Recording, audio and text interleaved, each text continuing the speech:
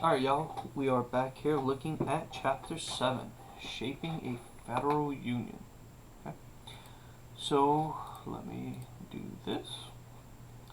Alright, so again, Chapter 7, Shaping a Federal Union. So basically what we're looking at is, okay, the United States, the 13 colonies declared their independence, they fought that Revolutionary War, and they gained their independence. That's what we saw in Chapter 6, right? So they fought for their independence, they got it. Okay, now, what's that mean? You've created your own country. The example I keep using is a kid moving out of their parents' house, right? So you declared your independence. I'm going to move out. Okay.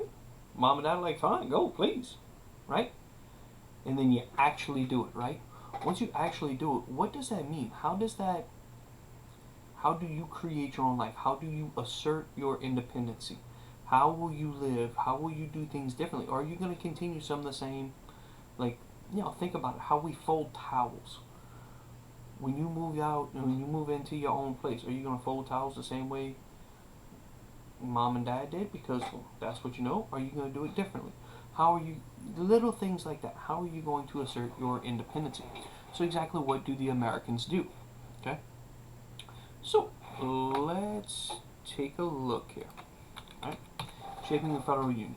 Now, well, before I get to that, the type of government we set up in the last chapter at the end, or when we were talking about the political revolutions, we said that the colonists are going to set up what's known as the Articles of Confederation, and that was their first national government. That is the first national government of the United States. Is the Articles of Confederation. Now, a few things here. The Articles of Confederation would ultimately fail and last for less than a decade. But it was not all bad. While they were in power, John Quincy Adams, who would go on to be he's a son of John Adams, would go on to be a president in his own right, would become one of the mainstays of the American Congress, like really influential person in his own right. Not just that his dad was president, but he makes a name for himself as well. John Quincy Adams called the time under the Articles of Confederation, quote, this critical period. Quote, this critical period. It's a very good quote because it will be critical in the development of the later constitutional government. The way I like to equate the Articles of Confederation is it's a rebound relationship, right? You're in a long-term relationship with somebody. It's our rebound government, right?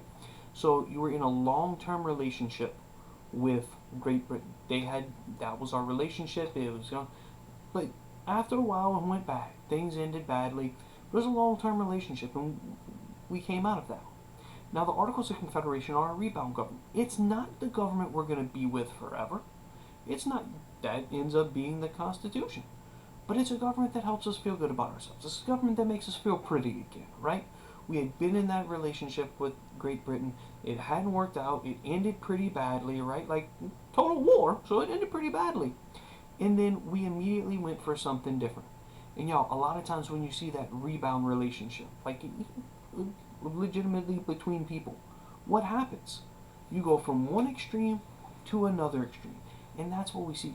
We went from being under a king and under a monarchy and one person having like total power to going all the way to the other end with this Articles of Confederation, where again, when I told you in chapter 6, it almost ended up where we had like 13 different kings, right? So it's way on the other side. So let's look at it. Let's break it down, okay? But anyway, what John Quincy Adams' quote there gets to is this idea that, how can I put this, y'all? One of the most important things to know in life is what you want. But equally as important is to know what you don't want. And if you don't understand that, I give you this analogy. You ever had somebody ask you what you want for supper and you're like, oh, I don't know, I can go for anything. And they're like, alright, well, how about pizza? No, I don't really want that. Well, how about Mexican? No, I don't want that. How about this? No.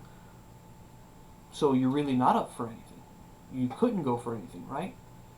The idea is knowing what you don't want is just as important as knowing what you do want. The Articles of Confederation will help the founding fathers determine what they don't want. And that's very important in this process. So again, he called it this critical period, and it's a very good quote because it will be critical in the development of the constitutional government that we create later on. Now, with all this, we know the Confederation is going to be a failure. Again, it's going to last for less than a decade. But why was it a failure? Okay, the Articles of Confederation, the Confederation Congress had very little power. They could only request money. They could make treaties, but they could not enforce them. They could borrow money, but they had no way to ensure repayment. Y'all, I'm going to think about this. If you can only request, if the government couldn't demand anybody pay taxes, they could just request that the states pay fees, then, or, if they just could request money, well, what happens if nobody gives them it, if nobody honors their request? What happens if nobody gives them any money? Well, then, yeah, they could have, well, how do they pay for anything, right? And they could borrow money. The Articles of Confederation allowed the Confederation Congress to borrow money. What was the problem? If you can't guarantee anybody that you're going to pay them back, is anybody going to lend you money? Think about it. You walk up to a bank and say, hey, I want to borrow $100,000. I want to go buy a house, build a house, whatever, right? I'm going to go and I'm going to borrow $100,000. What's the first question the bank's going to look at?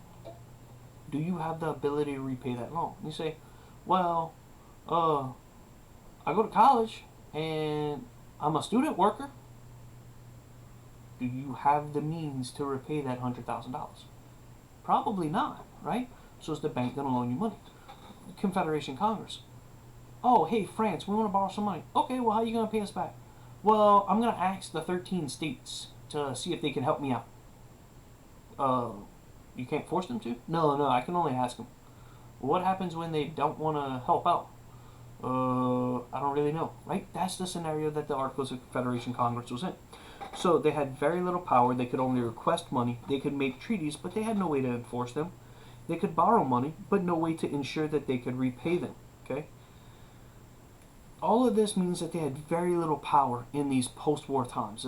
After the American Revolution, the country's kind of in a fragile state, and the government has very little power. It had power relating to foreign relations, like determining war or peace. They could settle disputes between states. They could establish a postal service, deal with Native American affairs, and deal with Western territories. But they had no way to enforce these things. Y'all, the Confederation Congress, in our modern day Constitution, we have the executive branch, the legislative branch, and the courts. Y'all, imagine a government where all you had was the legislature. The executive branch is the one who enforces laws. Y'all, imagine if we had Congress, but no police force, no FBI. Like, how do you enforce these laws, right? So it had power relating to foreign relations, determining war or peace, settling disputes between states, establishing a postal service, Native American affairs, and Western territories. But they had no way to enforce this. They had no executive or judicial branch. The judicial part was left to the individual states. Also, this is a big one. Also, they had to have large majorities or unanimous votes on almost all legislation. Y'all, just about everything the Articles of Confederation Congress put out had to be unanimous. Now, how hard is it to get 4 friends to agree on where to go to lunch, much less get 13 different states agree on how to govern themselves? That's a chore. That's a task. So if you need to get 13 people, if you need to get unanimous consent amongst 13 different states, very rarely are you going to get anything passed. Okay. Now, this lack of authority came from the state's fear of a powerful central government. Again, they just came from a super powerful system where the king in parliament had all the power and just told the colonies what to do, right? Remember that mercantilism thing, like, we're going to do what we want to do and what makes us money. We don't care what it does to you, the colonies. You just have to listen to us, right? This is my house and it's my rules and you can take it, and if you don't like it, you can move out, right? That sort of mentality. So when the colonists set up the new government, when they set up the Articles of Confederation, they knew they didn't want a king. They had seen a king, they had seen a super powerful parliament, and they want to go as far away from that as they possibly can. So they do. So that's why ultimately we have this lack of authority that comes from the state's fear of a powerful central government. They wanted to keep the power with the states to ensure that the national government didn't force them to do anything. Again, the lack of authority came from the state's fear of a powerful central government. They wanted to keep the power with the states to to ensure that the national government didn't force them to do anything. Now, the Articles of Confederation did have some successes, okay? It did succeed in a few things and set important precedents for the future. They also kept the nation from falling into complete anarchy. Now, that's a big thing here. Think about it like this. Even as bad as Articles of Confederation may have been, they did set up some good things. They did do some good things, mostly dealing with land, which we'll talk about in a minute. But probably the biggest is that they withstood total anarchy. And what I mean by that, y'all, is if we're all in class one day, we're all in one big room, and I'm the leader and I'm teaching, and I just say, enough's enough, I'm walking out, and I just leave, and I don't ever come back, right? It's the middle of class, and I just up and leave. I say, I've had enough, I'm done, I'm out, and just up and leave. Well then, like, what happens to class? Maybe somebody stands up and says, okay, well, I'm at least going to call roll today, right? Like, he didn't take roll today, so I'm at least going to call roll so that they have record. They know we were all here, and maybe they can find us a new teacher later on, right? Well, that person isn't going to have total control, isn't going to have control like the teacher once did, but that person is keeping it from completely falling apart, right? And that's largely what the Articles of Confederation were able to do. Okay, they kept the nation, they kept the 13 colonies from falling into total chaos and total anarchy. But most of their successes are going to come with dealing with land and the government of certain territories. So they established the Ordinance of 1784. It said a territory could become a state when its population equaled the smallest existing state. So, okay, look, you can apply to become a state. You're a territory over here. You can apply to become a state when your population reaches the smallest of the 13 states. Okay, boom. That's a process, and that's going to set a precedent for the future. We also see the Land Ordinance of 1785. This gave us townships for western lands. Remember people dividing land amongst themselves? The Land Ordinance of 1785, we get townships for western lands. 6 square miles were split into 36 blocks, and the 16th was reserved for schools and public buildings. Now think about it. You go into certain towns and you see what? The courthouse, the sheriff's office, the this, the that, all the mayor's office, right? All these little areas, all this government stuff, all in one little thing, all in one little area, right? Boom. That goes back to this. Dividing 6 square miles into 36 blocks and reserving that 16th block kind of in the center for who? For public buildings, schools, libraries, courthouses, that sort of thing. Okay? Then we get the Northwest Ordinance of 1787. It dealt with the government of the territories. It set up now the Northwest Ordinance. We are talking about the Northwest Territories. Think modern day Indiana, or modern day Ohio, Indiana, Illinois. Think that region. That's what I'm talking about. To a certain extent, Michigan there, but this is what we're looking at. Mainly think Ohio, Indiana, Illinois. That portion. To them, that is the northwest part of their country. Remember, at this point in time, where's the American border? Where's the northwest corner of where the Mississippi River is going to ultimately start up at, right? Like running into the Great Lakes and into Canada and all that stuff. So Ohio, Indiana, Illinois, that is the Northwest Territory for them. Okay? It dealt with the government of these territories. It set up the process for them to become states. It said only 3 to 5 states could be made from the area. They didn't want it too big, they didn't want them too small. Now why? Why do they say it has to be at least 3 states, but it can be no more than 5? That's a pretty big territory. Why do that? Why not have just one big state? Why not have a bunch of small states? Well, the idea is to keep it balanced with the other states. Think about it. If we had one big state, that one state could become super big, super powerful, have a lot of control, right? What happens if they divide that area into 15 states? Well, now those 15 states are more than the original 13 colonies, right? So how do we balance it? They wanted to create balance, so they said it had to be somewhere between 3 and 5 states. Not too big or not too small. Okay. Now, how did the Articles of Confederation handle politics, both at home and with other nations. Okay, let's look at the foreign relations first. How's the Articles of Confederation dealing with foreign countries? Let's look at England first. The British refused to send a representative to the U.S. Y'all, it's typical when nations recognize each other, we send a representative, like an ambassador, right? Well, the British refused to send. The British are still pretty salty about us winning the American Revolution, so they refused to send a representative to the U.S. We did very little trade with them, but they do have trading posts. They do have trading forts in the Great Lakes area, and they maintain relationship with the natives in the Ohio Valley, and that's going to cause some friction, right? So, again, think about it like this. You got a couple that lives in an apartment. The couple breaks up, right? Ugly, nasty breakup. Well, the guy moves out. Well, the guy is always visiting the next door neighbor. Like when he lived in the apartment, he made friends with the neighbor and becomes really good friends with that neighbor. Well, after the guy and the girl break up, he still goes to visit the friend that lives next door. Always hanging around, always sitting out on the patio when the woman walks to and from her apartment, right? Like, it leads to animosity, leads to tension. The relationship didn't end well. There's a lot of problems, right? So think about it like that. Now, the Spanish, okay? How is the Spanish treating us? Simply put, y'all, the Spanish were not friendly to the Americans. They controlled the mouth of the Mississippi River at New Orleans, and they closed it to the Americans in 1784. So, y'all, we have like the entire length of the Mississippi River, except that part that's in the south, right? Except the mouth of the Mississippi River in New Orleans. So it's kind of like, well, what good is the river if you can't use the whole thing? And so that becomes a problem because in 1784, the Spanish closed the mouth of the Mississippi River at New Orleans to the Americans. Now, when we look at France, okay, France is our friend. They help us win the war, so everything's good, right? Not exactly. France needed money.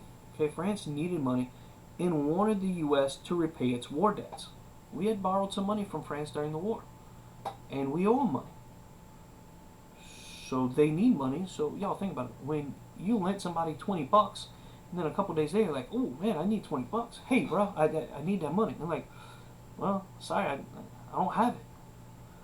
When you can't repay your debts, when you owe somebody and you can't pay them, that hurts the relationship. Even if you're really great friends, that kind of hurts the relationship. So again, France needed money and wanted the U.S. to repay its war debts, but we can't. So that's going to cause problems. That's going to cause friction between us and France. Then there are the Barbary pirates, right? The Barbary coast of Africa. Yo, the pirates are going to attack and harass American merchant ships. That, Americans are sailing around, whatever. These pirates are going to be pirates, attack American ships, take what they want, and maybe send the ships on their way, maybe keep the ships, maybe keep everything, right? So the Barbary pirates harass American ships. Now, when we look at this, y'all, pirates are basically what? Pirates are bullies, right? They say, hey kid, give me your lunch or I'm going to beat you up and take your lunch, right? Like that's the scenario. It's either you give me your lunch, you give me what I want, or I beat you up and I'm going to take it. So how do you, if you're that kid and there's the bully, how do you avoid getting beat up? You either A, give the bully what they want, or B, you have to stand up to him and fight him. Right? That's kind of the generic thoughts on dealing with bullies. Well, these pirates are basically bullies. Give us what we want, or we're going to beat you up and take it from you. Well, the Americans were too poor to pay off the pirates. A lot of people at this time would simply say, look, I'm passing through. I got $500 worth of merchandise right here. I'll give you $100 if you let me pass. And the pirates are like, oh, okay, well, that's fine. You pay us off and we won't attack you. Well, the Americans were too poor to pay and we're too weak to fight. We don't have a navy that could go out and protect all of our American ships. So we were too poor to pay and too weak to fight. Now, that deals with how we're dealing with countries around the world. And again, y'all, the Barbary pirates are just one example. But it gives you an idea of where America stands. England's not respecting us. Spain is being mean. France is upset, and they're our friend, but they're upset with us. And then we have these random pirates who are just doing whatever they want, and we can't even stop them. Okay? Now, when we look at stuff here at home, when we look at the domestic issues, okay, we see this thing called Shays' Rebellion. Okay? In Massachusetts, the state had put heavy taxes on some farmers and the poor, put some taxes on the lower class, right, to pay the debts of wealthy businessmen. Y'all, note to self, always avoid making farmers angry. They have pitchforks and they use them. A bad joke, but anyway, y'all. The state had put heavy taxes on farmers and the poor to pay the debts of wealthy businessmen. Well, the farmers get upset and they organize. They're led by a man named Daniel Shays, and they march on the federal arsenal at Springfield. So you have all these farmers and all their pitchforks, and they're super angry. They're super upset with all these taxes. They try to get the taxes removed. Nobody listens to them, so they finally say, "You want to listen? Fine. We're going to get weapons and we're going to go after it. We're going to start a revolution," right? So the farmers get upset. They organize, led by Daniel Shays. They march on the federal arsenal in Springfield. An arsenal is a place where we keep weapons, right? So they march on the federal arsenal in Springfield. But the state militia came out and dispersed the men. State militia came out and stopped the men, stopped these farmers from getting to the federal arsenal. This looks like a failure. Like, okay, they didn't get the weapons. What's the big deal? Why is this important, right? It looks like a failure, but it caused changes in Massachusetts and the nation. What do we notice here, y'all? What's interesting about that story? It's a federal arsenal, right? The U.S., like the United States, their weapons were under attack. And who stopped it? The state militia. Think about that for a second, y'all.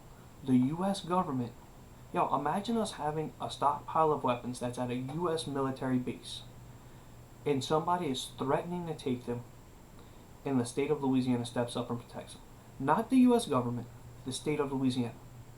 That shows the authority of the state and the lack of authority, the weakness of the federal government, of the national government. So that's the eye-opening thing, y'all. The state protected the federal government. So it shows that the state has a lot of power and the federal government doesn't. So that's where we're going to see some changes in the nation, okay? Now people realize that they need a stronger central government. Virginia, okay, so people after Shays' Rebellion recognized, look, if the state of Massachusetts wouldn't have stepped up, all these farmers would have taken weapons that belong to the national government. We got to do something about that. We got to get a stronger national government, right? So now people realize they need a stronger central government. Virginia calls for a convention in Annapolis, Maryland, but only a few delegates show up. I always think that's funny, y'all. The people of Virginia called for a convention to be held in Maryland, right? Like, hey, y'all, let's have a party at his house. Or like, yeah, I want to have a party, but I always found that interesting. But it was this idea of getting more people involved, trying to make it more inclusive, right? So, excuse me. So Virginia calls for a convention in Annapolis, Maryland, but only a few delegates show up. They decide to have another meeting in Philadelphia to discuss the Articles of Confederation. Okay? So they decide to have another meeting in Philadelphia to discuss the Articles of Confederation. This Philadelphia Convention will become the Constitutional Convention.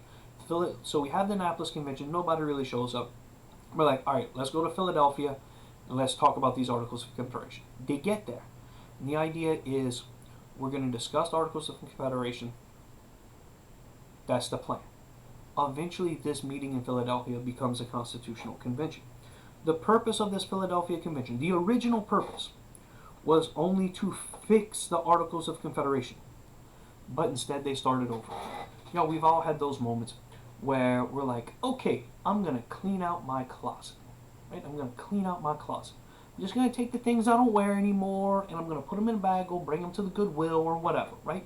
Just going to clean out my closet. 6 hours later, you have not only completely rearranged your closet, you've completely rearranged your room, right? Your bed has been moved from that wall to this wall. You've moved posters from here to over there. Like, everything is completely different, right? You went in with the idea of fixing one thing, cleaning out your closet. And then you got started, and before you knew it, everything was out the closet, all the stuff on the walls was down. You started out with a simple intention of fixing something. And then when you went to fix it, you realized, this is crap. I can't fix this. I just have to start over, right? Like, we experience that sometimes, y'all. We try to fix something, and we realize, this is so garbage, I can't fix it. I just have to start over. Okay? And so ultimately, that's what's going to end up. They meet in Philadelphia to fix Articles of Confederation, but they end up starting over. Now, who was that? Who are the people who are at this what becomes a constitutional convention? They're mostly young men, well educated, and either established planters, lawyers, or other professionals. So they're either like big time farmers, not just a farmer, a planter. And there's a distinction between those things, and we'll talk about that later on. But yeah, a planter is not just a farmer. Like, a planter is a legit person who owns a ton of land. So they're either established planters, lawyers, other professionals, maybe doctors. They were mostly young, they were well educated, and many of them had already helped to make their states' constitutions. So many of them had experience with making a constitution on a state level. So now we're getting to a national level, and we see them coming to play again. George Washington is made chairman, but he barely participates in the debates. He only participates on a sparingly level, right? Like, he doesn't really get involved too much. But he's the president, he's the chairman of the convention. James Madison, however, will be the driving force behind the new Constitution. Because ultimately, he's the writer. Like, James Madison, just like we said with the Declaration of Independence, where other people were involved, but it was Jefferson's work, that's what we see with the Constitution. You know, other people are definitely involved, more so than the Declaration of Independence. But James Madison is the guy who wrote the Declaration, or excuse me, who wrote the Constitution. He is the main architect of the Constitution. So we pay attention to what he says a good bit. Okay? Alright, now, James Madison came up with what became known as the Virginia Plan. James Madison is from Virginia, and he comes up with that. So the Virginia Plan said we needed two houses. We needed two groups in the legislature. So we needed two houses, and both should be based on state population. Yeah, Virginia is the biggest, most populous state in the states at that time.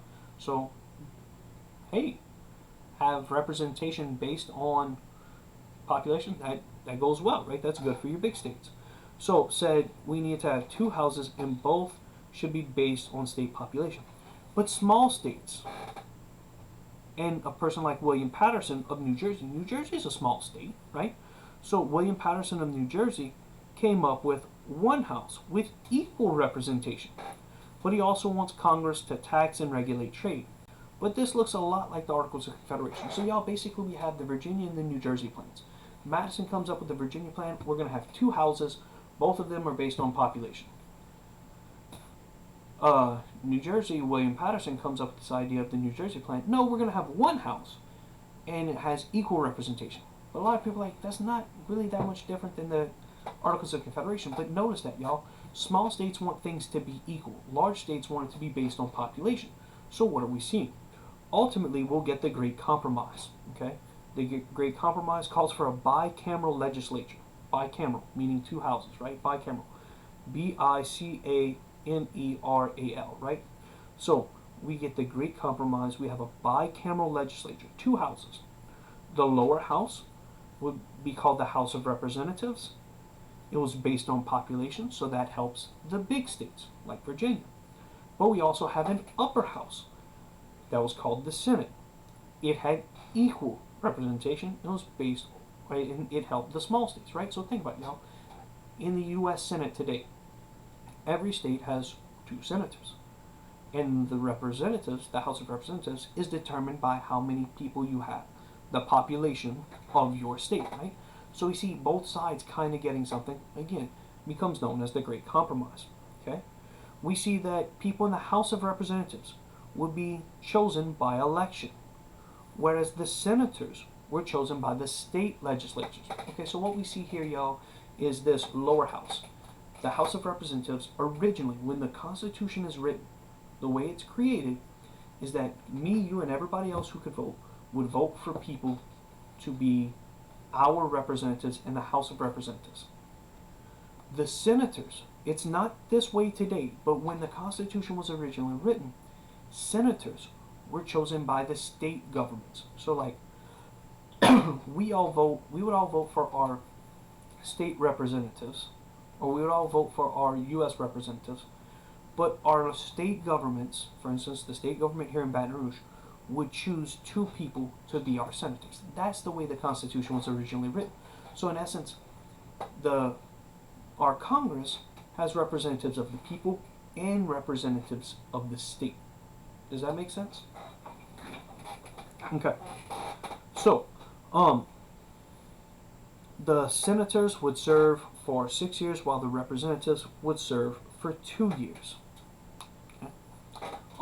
Now something I want to mention while we're here. What we see happening throughout the Constitution is James Madison and the other framers are looking and creating what we would call a republic. So in chapter 6, I kind of talked about creating a republican style of government.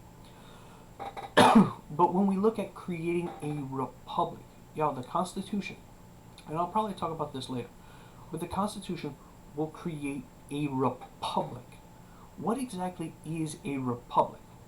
A republic is a blend of the three pure forms of government. Okay, so a republican style of government is a government that serves the most, the best. Excuse me, I mentioned that in chapter 6. But here we're looking at, ultimately they're going to try to create a republic. And what that means, and if you don't know, if I sat around and asked you, what do we have here in America? Do we have a democracy? Do we have, what type of government? Some of y'all would tell me we have a democracy. But I remind you to think about the Pledge of Allegiance. And to the republic for which it stands, right? America is designed to be a republic. And what a republic is, it's a blend of the three pure forms of government. What are those three pure forms of government? Monarchy, aristocracy, and democracy. A monarchy, ruled by one.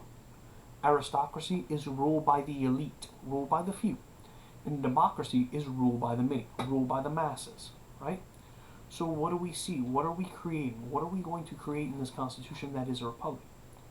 A monarchy, ruled by one. Kind of going to be representative of the president, right?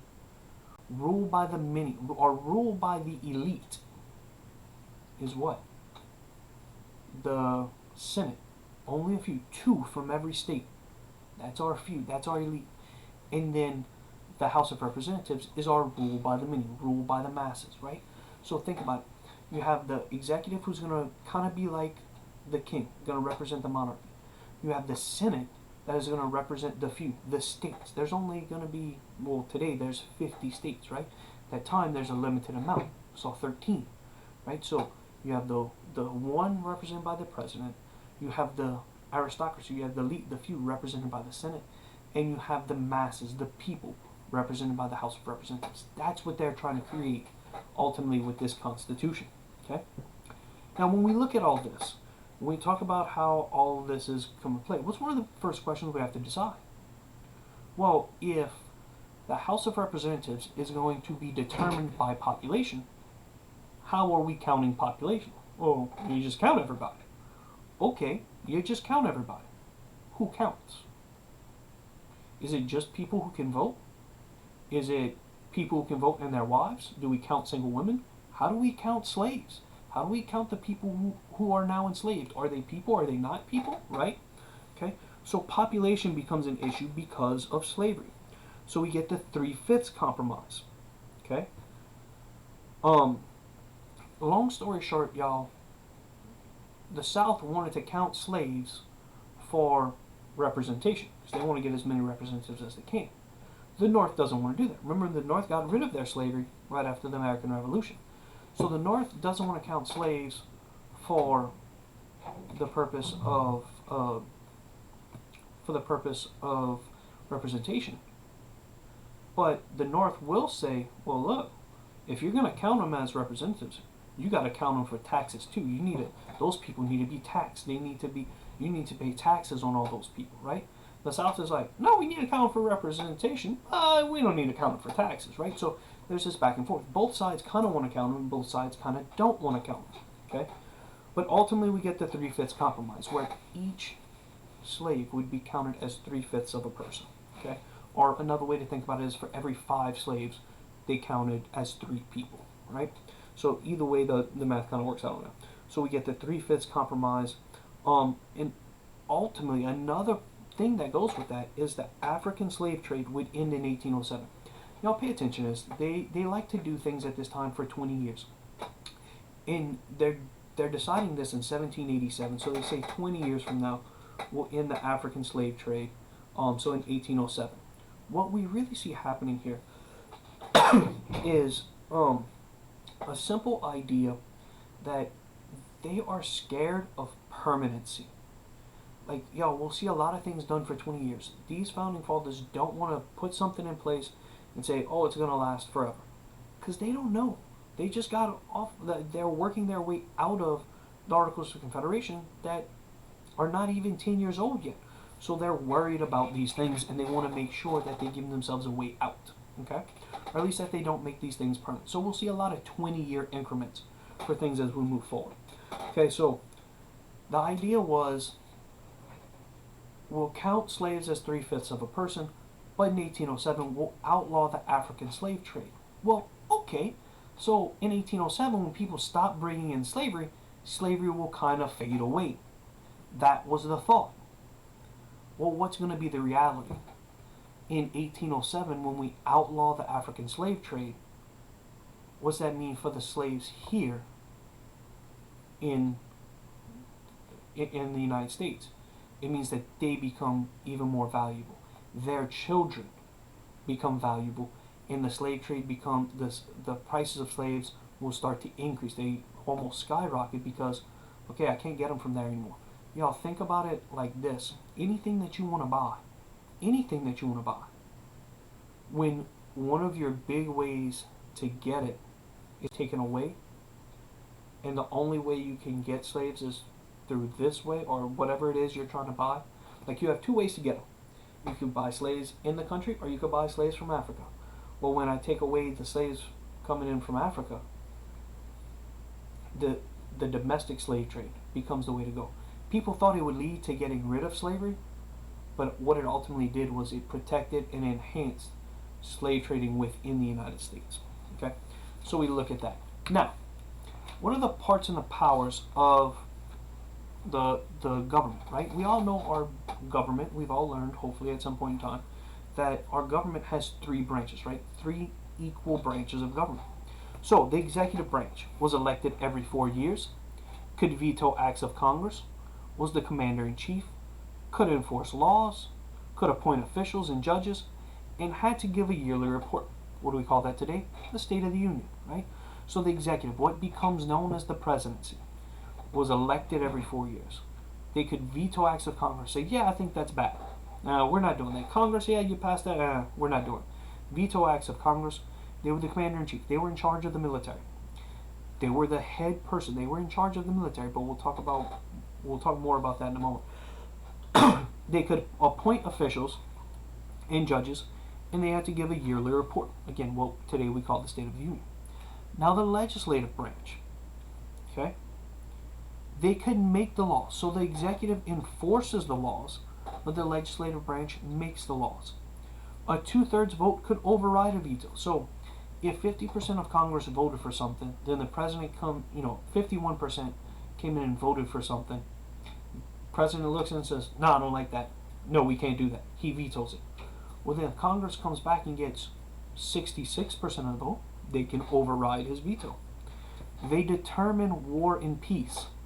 So the president controls, the executive was the commander-in-chief, controls the military. But Congress determines if and when we go to war. They determine peace or war. Then we look at the judicial branch. They had the power to review the legality of congressional actions both for states and national governments. What's that mean? That's a fancy definition, right?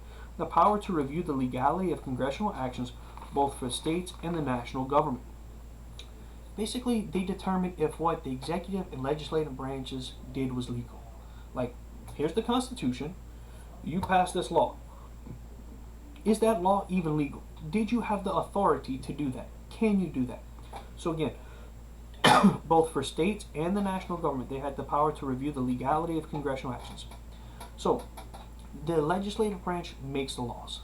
The executive branch enforces the laws, and the judicial branch tells us if those laws are are legal or not. Okay.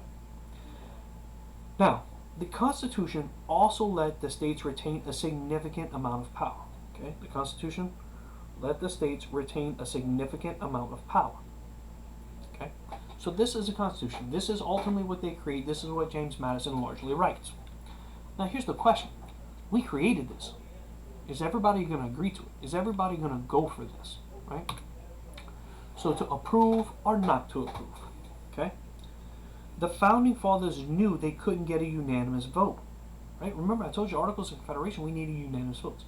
So this is where, like, those people who, like, play games and know that they can't win, so they change the rules so that they can win. That's kind of what these people did, okay? Which is, you could say, well, it's shady, it's getting around the rules. Well, yeah, it's shady, but why weren't the Articles of Confederation working?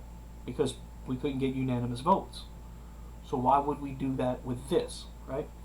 Like, the whole point was to get something that works, so let's change it up.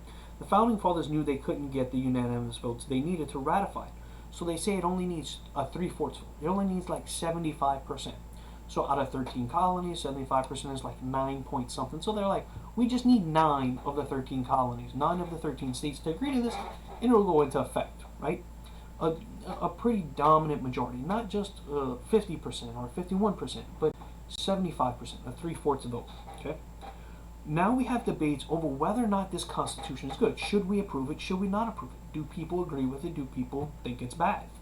Now, we have the Federalists and the Anti-Federalists. Understand this, y'all. These are not political parties. The Federalists versus Anti-Federalists are not political parties, but they are two important groups. Okay, so we have debates over whether it's good or not. Supporters of the Constitution took the name the Federalists. They were typically wealthy, conservative, and wanted a strong central government. Y'all, a federal government is one where power is shared between the state and the central government. Between the state and the national government, power is shared. It's a federal system, right? Again, the power is shared between the national government and the state government. That's a federal system, so they take the name Federalists. They're wealthy, they're typically conservative, and they wanted a strong central government. They want a government that can actually do some of the things that needs to be done. But we also see the Anti-Federalists. Those are people who didn't support the Constitution. They were typically small farmers, frontiersmen. They wanted a weak central government and said that the Constitution has no Bill of Rights. Like, it doesn't tell me anything about what I can do. It doesn't tell me about what my rights as a citizen are. It talks about all what the government can do, but it didn't tell me what I can do or what I can't do. So again, the Anti-Federalists were small farmers and frontiersmen. They wanted a weak central government, and their biggest complaint was that the Constitution had no Bill of Rights. It didn't say anything about what the individual people were allowed to do. It just talked about the government. There was no protection for the people. Okay. The Federalists, the people who were in the Federalist members, wrote a series of articles that were all labeled the Federalists, and they numbered them. So like Federalist number 1, Federalist number 2. That's why if you look on the slide, it's italicized, right? Because it was the title of their works. Okay, so the Federalist members wrote these little pamphlets, these little essays called the Federalists. It was a collection of articles published over 2 years, and the most important is number 10. Is Federalist number 10. Madison actually wrote this one. James Madison wrote this one, and it claimed, Federalist number 10 claimed that a republic could work in and was good for a large country. Like, a lot of people worried that our country's too big for this type of government to work. We're going to be too powerful. Like, it's not going to work. Well, Madison says not only can it work in a large country, but it's good for a large country. We need this sort of balance. We need this sort of shared authority between the state and the national government. Okay? Now, to get the Anti-Federalists to approve the new Constitution, many Federalists spoke of bringing in a Bill of Rights. So all the Federalists are like, okay, Anti-Federalists, what we got to do to get you on board? Like, we want to make this happen. The Articles of Confederation is not working. It kind of sucks. How can we get you on board with the Constitution? And the big complaint of the Anti-Federalists was that there was no Bill of Rights. So all the Federalists basically are like, okay, fine.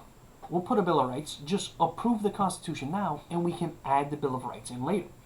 So to get the Anti-Federalists to approve the new Constitution, many Federalists spoke of bringing in a Bill of Rights, hoping this would ease the mind of the Anti-Federalists. Okay.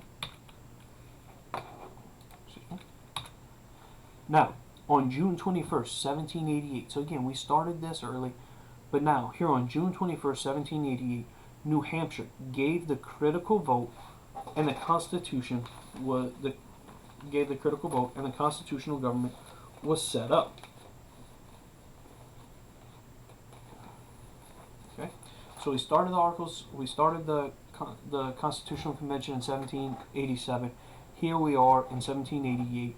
What do we see? On June 21st, 1788, New Hampshire gave the critical vote. They were the ninth vote. So, again, some states had ratified it. I don't remember. I don't remember the order, but New Hampshire is the ninth one. They do it on June 21st, 1788. Then after that, the two big states after them were Virginia and New York. Virginia and New York kind of came in within the next couple months and said, yeah, we agree to this.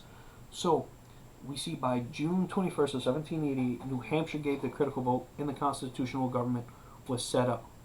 The rest of the states, the last four states, would follow over the next couple of years. So again, actually, let me look that up real quick because I want to tell y'all the right thing.